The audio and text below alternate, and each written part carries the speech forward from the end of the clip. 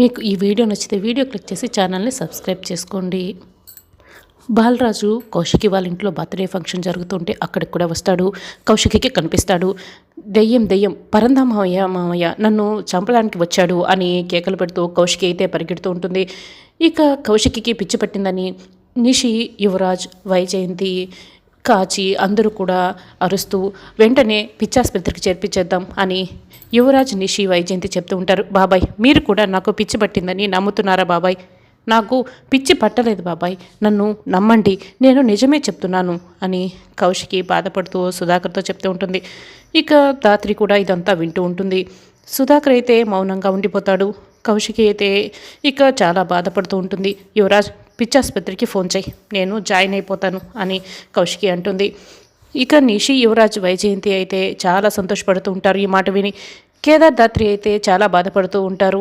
ఇదంతా మౌనంగా వింటూ ఉంటారు. ఇక ధాత్రి, మనం బయట సీసీ కెమెరా పెట్టాం కదా, ఈరోజు అందులో ఏం జరిగిందో మొత్తం చూస్తే తెలిసిపోతుంది.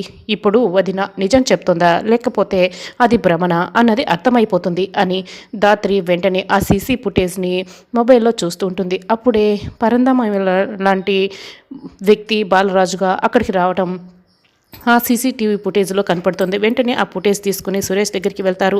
చూపిస్తుంది. ఇక ధాత్రి చూపిస్తుంది. ఇక ఎవరన్నయ్య ఇతను అని అడుగుతుంటే మా బాలరాజు బాబాయ్, మా నాన్న, ఇతను ఇద్దరు కూడా కవల పిల్లలు అని సురేష్ చెప్తాడు.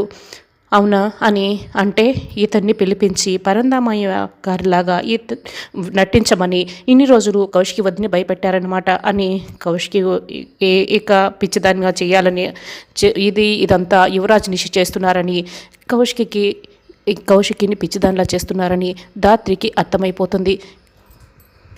ఇక నిషి అయితే చాలా సంతోషపడుతూ ఉంటుంది. యువరాజ్, మనకి కాసేపట్లో ఫ్రీడమ్ రాబోతుంది అని చాలా సంతోషంగా చెప్తూ ఉంటుంది.